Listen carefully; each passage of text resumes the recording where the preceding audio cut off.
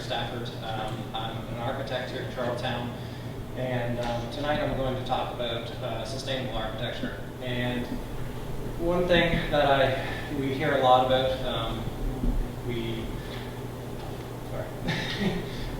hear a lot today in listening about sustainable architecture or design. We hear a lot about systems, and we hear things about solar panels, we hear things about wind turbines, we hear about systems and technology and things to make our world better. And what I'd like to do tonight is actually kind of diverge from that road a little bit and talk a little bit about place and why place is important to sustainability. And so in doing so, what I'd like to do is actually step back a little bit and look at history as a way to remove ourselves from technology. This is a pretty recognizable form here in PEI of a traditional farmstead.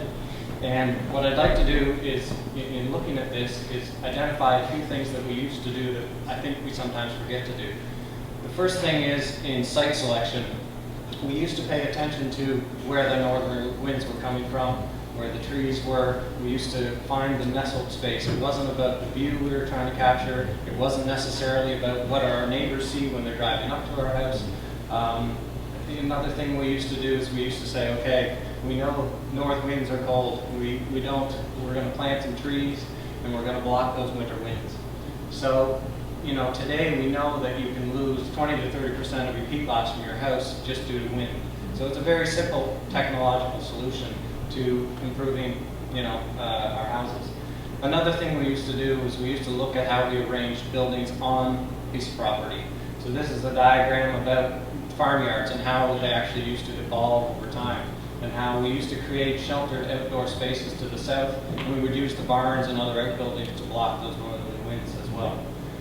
Another thing we used to pay attention to, very simple, aligning buildings to the south, passive solar heat and daylighting, two crucial things that significantly reduce the amount of energy we need for our homes and our buildings, and it's something that we've kind of forgotten and we don't pay attention to as much anymore. Another item that we used to do before we had technologies, we built small compact houses. I'm not saying we have to build small compact houses again, but when we didn't have cheap electricity and we didn't have a big heating source, we built little buildings. The image on the left just talks about how the footprint really affects how much energy you need for your building. So that's one thing. The other thing in terms of how place is important, I wanted to talk about our resources. So it's not about technologies, but it's about the materials that we use to build. So the next series of slides is talking about what do we have here on PEI to build with. The image on the left, PEI beach. A lot of people maybe don't see building materials. The closer up view is clay, and farthest on the right is actually bricks that I found on the beach that have been there and have been weathered over time. So it was a traditional, we used to build buildings here with brick. On the left is Mount Carmel Chapel. And, I'm not saying that we have to build with bricks.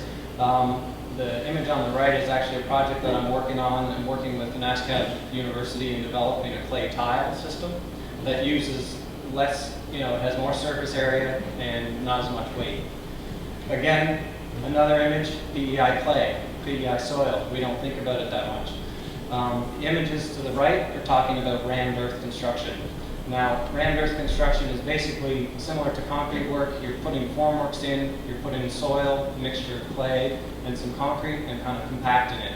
A lot of people go, great, PEI. This is Charlottetown. This house was built in 1947 by Robert Hyman, and this is a rammed earth house.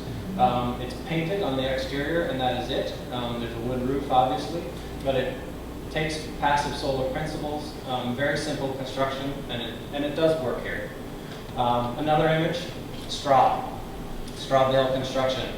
I think they're kind of self-explanatory images, but a lot of people don't know about it or don't think about it. It's a byproduct. We use it here, but in larger scale kind of industrial farming, it's a byproduct. I showed these images. This is not a house that I did, but I wanted to show that even straw bale can be contemporary construction. It doesn't have to look like wattle and daub and an attached roof if that's not what you're going after. So that's what these images are. But finally, the third thing I'd like to talk about as a resource is our people. We've talked about the sites and we talked about materials, but a big thing is our people. So you look, our farmers and fishers and tourism operators is a huge seasonal industry here. And what I'd like to talk about is barn raising. We used to build things as a community, as a large group of people. Habitat for Humanity is a great example of that, of how they do that currently today. But I just wanted to say, I want to pose a question. If we think about, we have a large seasonal workforce, and in the winter months they have time to donate. How do we think about building differently? Do we prefabricate things so that, you know, when people have the most time on their hands in the winter, in the off season, can we build things and then assemble them quickly in the summertime? So is there a different approach? Will we come up with a different architecture and different buildings that are more about the place of PEI? The last couple images, these are kind of wrap up. I guess I just wanted to stress the importance of sustainability. We looked at geography and climate, so we can maximize our solar heat gain in the winter months and minimize the heat during the summer. We minimize the impact of predominant winds. We take advantage of existing vegetation. We develop forms that meet client needs and is efficient, and we all at minimal cost to the owner. So all of this stuff happens before we talk about systems. I think systems are great and they're important. Advances in energy efficient materials and all those things I think we need to do. And that's it.